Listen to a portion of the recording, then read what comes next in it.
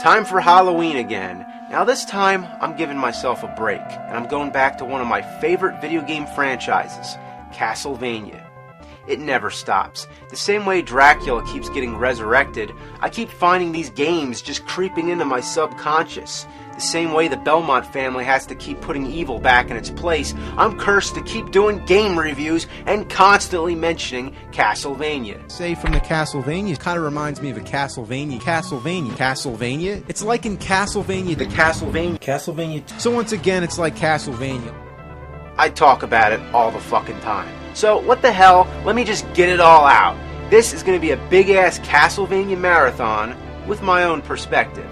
This is Castlevania, how I remember it.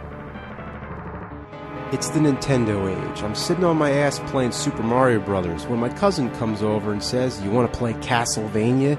Instantly, it triggered images of Dracula in my mind and of all the frightening horrors that lurk in the dark.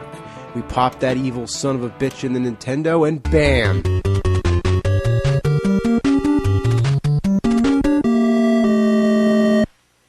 Oh shit!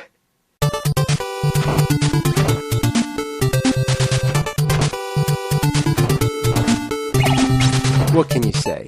It's side-scrolling 2D action at its finest. Now keep in mind, NES was in its early years, so I was still getting used to games that consisted of more than one screen. When I got to the giant bat, I thought it was Dracula, but nope, just the first level boss. I still had a whole game ahead of me. Not only is it a culmination of our classic gaming sensibilities, but of all the horror cliches. We have mummies, hunchbacks, and the Frankenstein monster straight out of the Universal movies. It also reminds me of the Hammer horror films with all its gothic scenery, and it draws from Greek mythology too, like the Medusa. Even the Grim Reaper makes an appearance. Death himself takes orders from Dracula. This game is simply a masterpiece. I love it.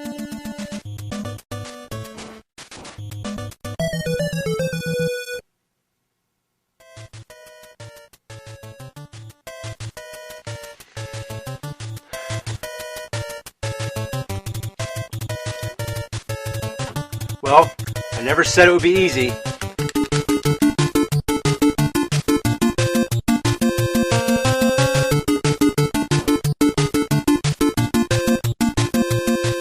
I am prepared to talk about the more frustrating aspects of the game, but first I want to discuss the more quirky moments, just those funny fantasy video game elements that are usually taken for granted. One thing I never understood, after you defeat a boss, an orb comes down and you have to touch it. What's the point? Couldn't the next level just start right away? Why do I have to touch an orb? And besides, what the fuck is an orb anyway? Just a glowing ball?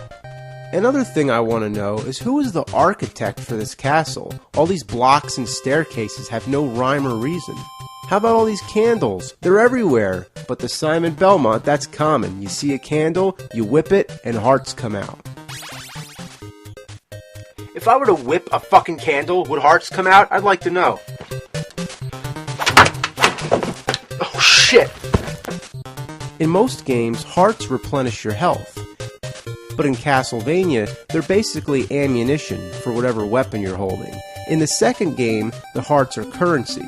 So in a nutshell, the hearts in Castlevania games are anything but health. The only thing that replenishes your health are food that Simon conveniently finds in the walls. I always thought it was a roasted turkey or a carved ham right out of a Tom and Jerry cartoon. However, the instruction manual says that it's a pork chop. Okay, well that's a pretty big pork chop. Who cooked it anyway and hid it in the fucking wall? And if you were Simon Belmont, would you eat an old pork chop that you found in a wall? It must be fucking dirty. I do have to say that would be convenient if all I had to do was just whip the wall when I was hungry. This wall would break. If there's a fucking pork chop in this wall, I would so eat it. Now let's talk about the difficulty. I don't think anyone would deny this is one of the hardest games ever made. And it's all because of one simple problem. When Simon gets hit, he jumps back. You could have full health, but just because there's a pit behind you, you're dead. It's a severe handicap that fucks up the entire game and the rest of the series. Then there's certain enemies that just piss the shit out of me. There's hunchbacks which jump all over the place. I used to think they were monkeys. And then, of course, there's those enemies that just fly across the screen, like the Medusa heads and the bats.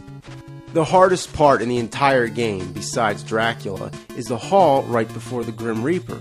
You have Medusa heads coming at you from both directions, and two knights throwing axes at two different altitudes. I mean, look at the pattern going on here. Anything that hits you drains a quarter of your health, so that means 4 hits and you're dead. Oh, but the knights take 9 hits. 9 fucking hits. You can't even concentrate on attacking them because you're too busy dodging Medusas. But you can't dodge the Medusas because you're too busy dodging the axes. But you can't dodge the axes because you're trying to hit the knight. But you can't hit the knight because the game's driving you fucking crazy. It's like a test. It's a test to the shit. When you get to Dracula, don't even bother fighting him until you stock up on hearts. Go back down the steps, come back up, and all the candles are back. Rinse and repeat. This is extremely tedious, and nobody feels like doing it, but if you want to stand any chance against Dracula, you're gonna have to. Dracula may not seem so bad at first, especially after you send his fucking head to the moon, but then... oh my god.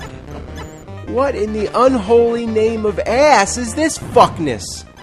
Oh wait, that's not a word? Well, it should be. So you fight the evil cookie monster, your health is never replenished, so this whole thing is like an endurance round. If you took one single hit on Dracula, I say your chances against the cookie monster are up a rat's ass.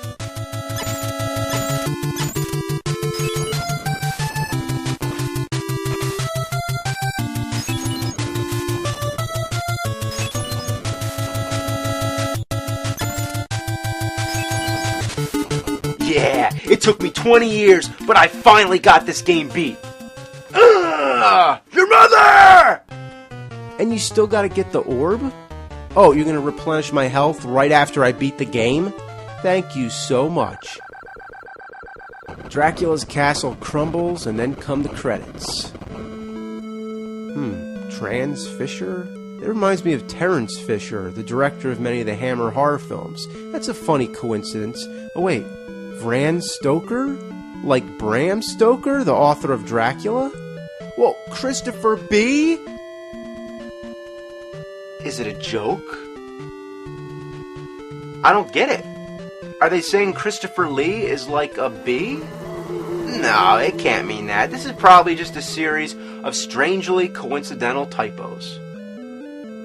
Belo Lugosi, Boris Karloff's, they're just fucking around. Love Cheney Jr., Mick Shreks, Green Stranger?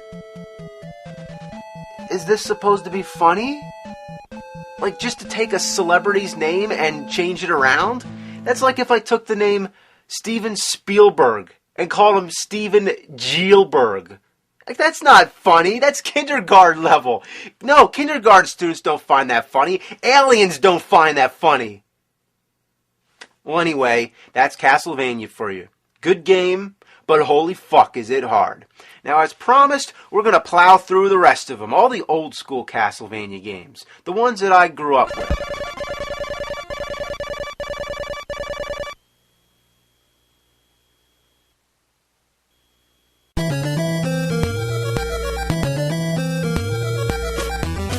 Not that one. Next on our list is Castlevania 3, which in many ways is the true follow-up. No, I already reviewed that game. So anyway... No. Stop. Stop. Stop!